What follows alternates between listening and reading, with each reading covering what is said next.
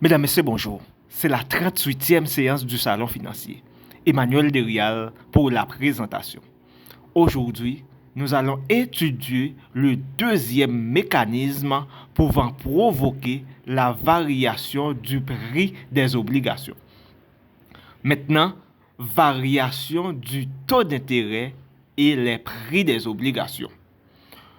Lorsque les taux d'intérêt varient, la rentabilité exigée par les investisseurs pour détenir des obligations change également.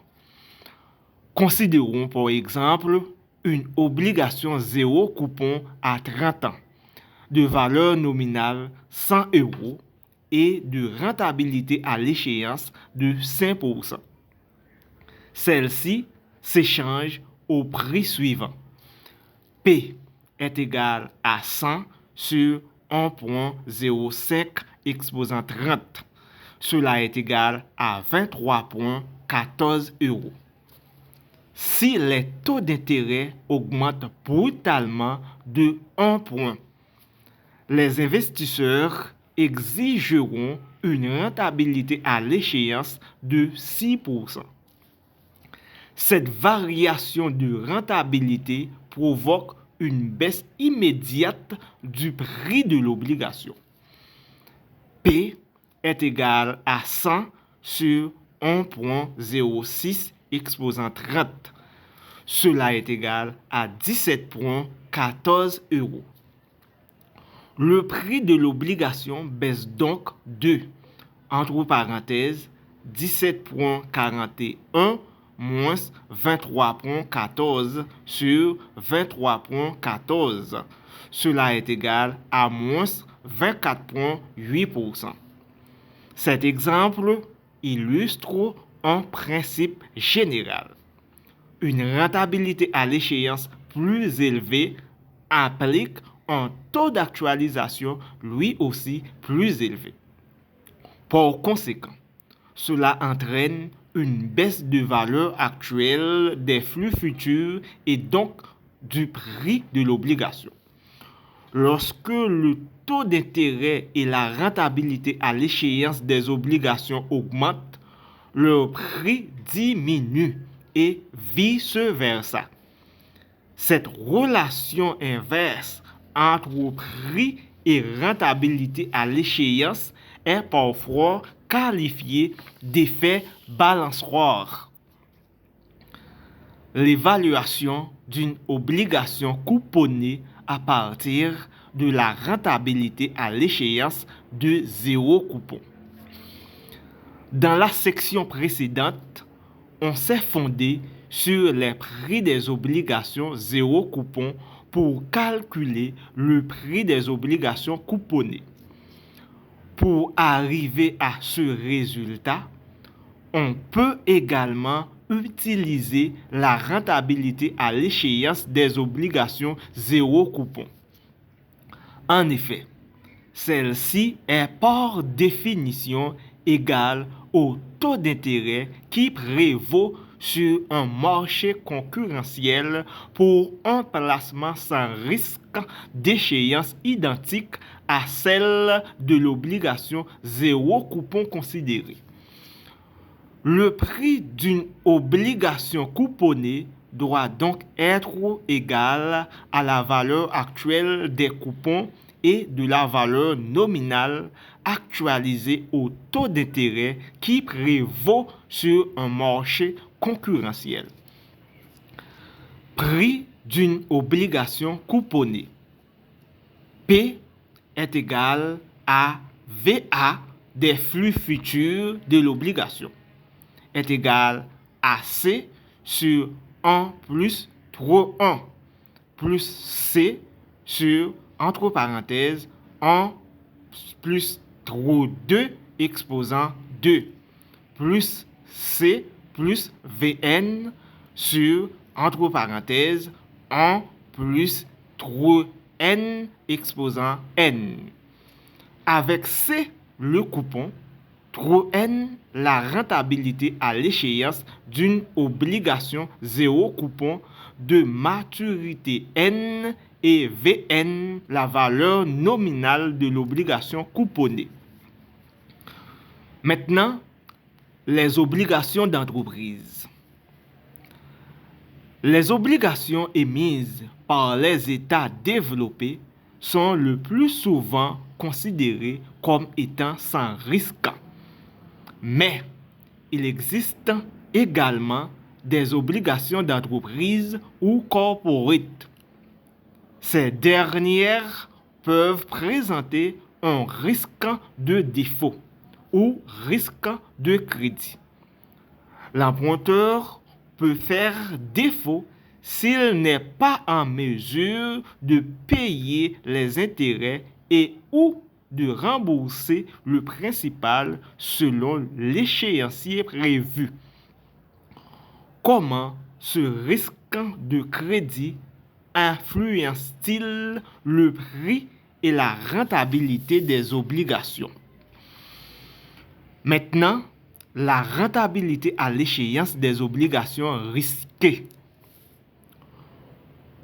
Le prix que les investisseurs sont prêts à payer pour acheter une obligation risquée est évidemment inférieur au prix qu'ils seraient prêts à payer pour une obligation similaire sans risque de défaut. En effet, ils recevront les flux promis seulement si l'emprunteur ne fait pas défaut. Pour compenser ce risque, les investisseurs réclament une rentabilité plus élevée, et d'autant plus élevée que le risque de défaut de l'emprunteur est grand. Supposons que la rentabilité à l'échéance d'une obligation zéro coupon sans risque d'échéance 1 an émise par l'État français soit de 4%, l'entreprise Nadon émet des obligations zéro coupon d'échéance identique et de valeur nominale 1000 euros. Quels sont le prix et la rentabilité à l'échéance de cette obligation? Absence de risque de défaut. Si les investisseurs jugent que Nadon ne fera pas de défaut, ils s'entendent à recevoir de manière certaine 1000 euros dans 1 an, comme prévu. L'obligation est sans risque. La loi du prêt unique établit donc que la rentabilité de cette obligation est identique à celle de l'obligation zéro coupon émise par le Trésor. Par conséquent, le prix de l'obligation Nadon est P est égal à 1000 sur 1 plus 3 est égal à 1000 sur 1.04, cela est égal à 961,54 euros. Défaut certain.